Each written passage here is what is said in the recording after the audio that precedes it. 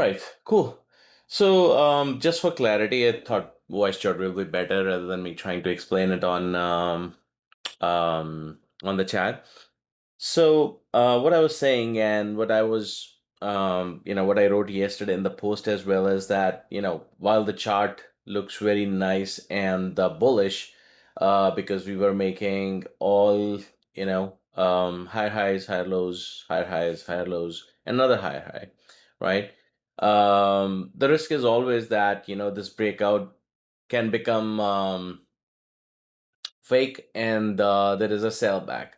Now, SPX is awfully in a very different structure than anything else, right? So if I compare it with QQQ hasn't even made the new high, so which makes it a little more easier to say that okay, that's a wave B, right? Going on here, even calling it as a wave B has been very hard. Just because it has been making higher highs, higher lows, higher highs, higher lows. Now, when you have, let's say, our fifth wave ended here. Let me just pull this back here. The fifth wave ended here, and we got into a wave four correction. So if this was my first leg of wave A, um, right here, then in most scenarios. My B is limited to uh, at the max to the top of the start of the A, right? So generally a B would be here and C would come back in a regular flat. If it goes lower, that's fine too. If it's a zigzag, we have 61 to 78% retracement and it goes down. Only in case of running flats, we have a B up above A start, and then the C can be short of A. So this all is great. I mean, if we are looking at this way and we say, okay, the fourth wave finished here, great, right? So now I can still be bullish at SPX saying that this is one, two, or a one, two, three, four, and a five, and now we are just working on wave two. Right, so that's one way of looking at it. So this was a wave A drop. You have a wave B bounce. You'll come back to again to 6416 area, and this will start flying again, right? If I have to just look at SPX, this is the way I would go. Now, consider that my B didn't end here, and this is still my B wave. How would you think about that? Nothing different. You had one leg for B here, second and third, right?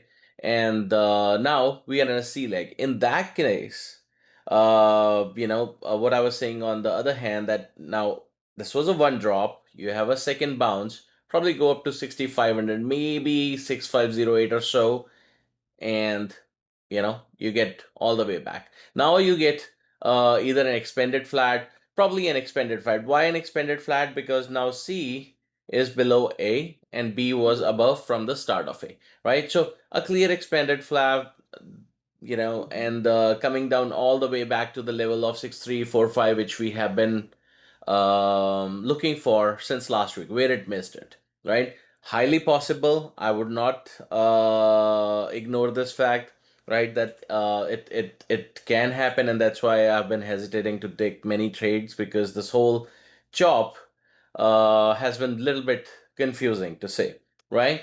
Now, coming back to the point, so two scenarios which we just discussed, to just summarize, is that if the C ended here, this was wave one, and we are just doing an ABC of wave two, and 6416 in this case, or 6400, which was another, which has been a level of discussion for a while, will stay intact, and then it kind of rallies hard again, right? And this was just a trap for bulls, for the breakout bulls who were buying, calls up here, just got trapped, and probably sometime next week, Tuesday, maybe Wednesday, this whole thing will complete, and the next rally will start. So that's a bullish option. As it starts dropping below 6400, and that has been our level of consideration for like 6402 or 6416, that's what we have been talking about since last week or so. Then that won't hold, and you will get a sharper sell to get down to 6346 or close to this level, about 6360, bounce a little, then sweep below 6346, and we can call this five waves complete here. Again, a flat correction. We will be looking for longs around this area, right? If any questions, let me know. I'll talk about QQQ next here. Um, Now moving on to the Qs, right? Qs are a bit easier when you look into it, because our B never went above the start of the A. So that's one. The point that I've been trying to make in the post was that I wanted this level to be swept, and better yet, go down all the way to 551, fill this gap, and I was expecting simply this B and C. It did not happen. Could it be a trap for the Bears first and now Bulls? And now my B simply shifted here as an A B C leg, and now I'm gonna get simply a C leg down, right? So if that would be the case, again, similar consideration. We probably had our first leg done right now. Bounce back here into 577. That's a level that we have talked about many times. And then next week, probably late Monday or Tuesday, we see the sell off. Sell off brings it back to 559, bounce a little, and then give me this gap close, or maybe touch 551, or at least give me a sweep of 556, somewhere around here, right? So between the 556 and 551, this whole thing can complete. A very simple, this can be also considered as a zigzag correction, probably even not a flat. You had five waves down, you have three waves up, you get another five waves down, that's your zigzag connection, right? And wherever A equals C, that would be our point of interest to buy, and that should come somewhere in the range that we are looking at, right? So yeah, so 556 is where A equals C. So sweep this level. Probably not close the gap or close the gap, either way, doesn't matter, right? Few points, 554 and 556. We simply buy here, right? Now, this is a bearish scenario aligned to the bearish scenario where we go to 6342 on SPX. And now, thinking about bullish scenario, what could be the bullish scenario for the Qs? The way we can look into a bullish scenario for Qs is again that the triangle methodology that we were following, or yeah, probably the triangle methodology will still work. That this was my first leg up after this triangle completed. I'll have to change account a little bit here, where the A was this, B, C, D, E, and now we are in a first wave. So if this was be just a first wave going again lower down into the lower time frames, then we are looking at potentially the dip coming to 569, or right around here.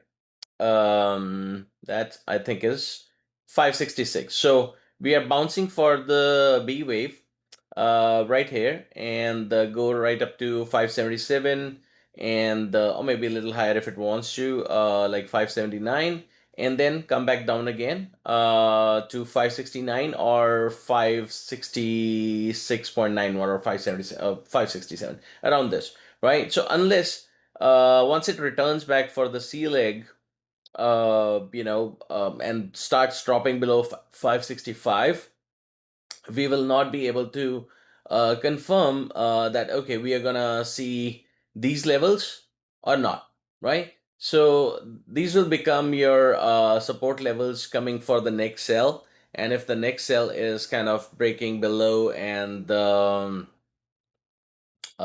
you know yeah, selling off from these levels, then you are looking at the lower level out there, right? So this is all what we need to look into. Not really a bigger bearish scenario. I mean, these are the levels that we have talked about. If it comes lower, it's better, it's more risk reward to any longs that we take. I know some of the options that we took like in last 2 weeks with the UNH, MSFT, and AMD that didn't go well. MSFT still has time. Let's see what happens. But stocks like Nvidia, we started NVDL. If you see, 165 is already bouncing, so that's a good thing. We need to keep adding on that one, and probably, I don't know if this will mark a reversal here or not, but this is looking pretty good. I started just a position with one third size, but we should keep adding. At if even if 165 doesn't hold, probably will get down to 162 or maybe around this level around 161 or so, but not expecting a major sell. If you see a very smooth top here, potentially a flat correction again, three waves down, B wave up, and another five waves down right here. So it looks pretty cool from the flat correction standpoint, and I would be adding NVDL or NVIDIA shares or whatever you like, from that perspective. So don't get too aggressive on the bearish side. If it comes to the lower levels that we have always discussed, fair enough, we'll add major longs there. But like I said, both scenarios are possible. We don't have to say, okay, this got rejected today, so it has to go and test the lower bounds. It could just be a wave to drop, right? So be careful around that area and do not be aggressive still on the shots. You can try to scalp it Monday, Tuesday, if you would like to, but my thoughts remain that let's see those levels, and I would love to add longs because if you see here, I mean, the opportunity is pretty good. It comes to like 165. The runway that you're looking at is around 197 or so, right?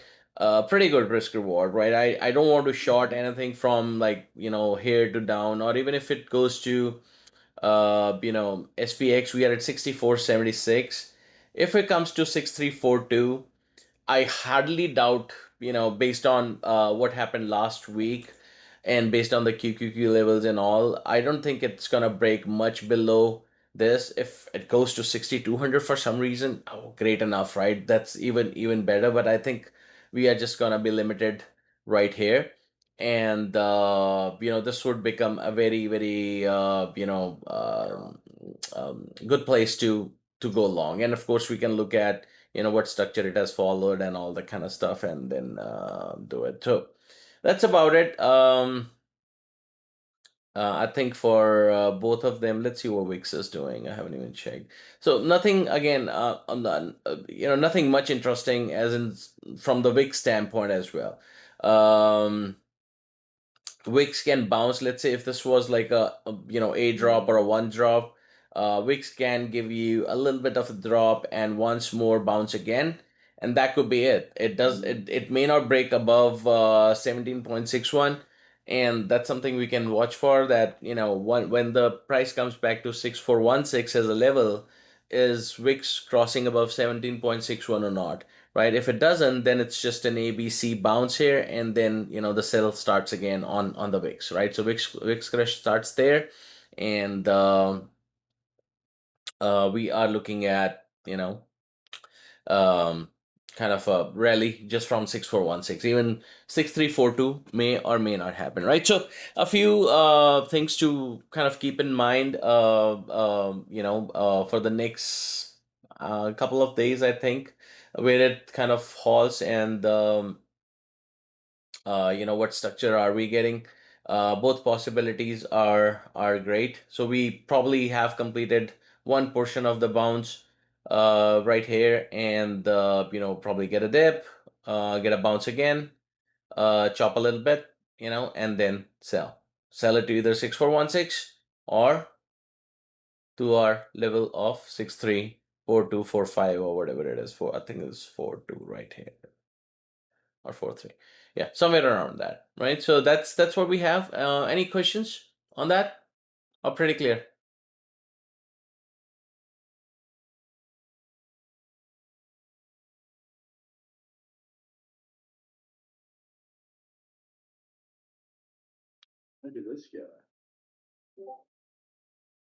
Okay, cool. Well, that was about it. I'll share the recording as well for the people who missed. But thank you for joining, and let's see how the day's in today. Thank you.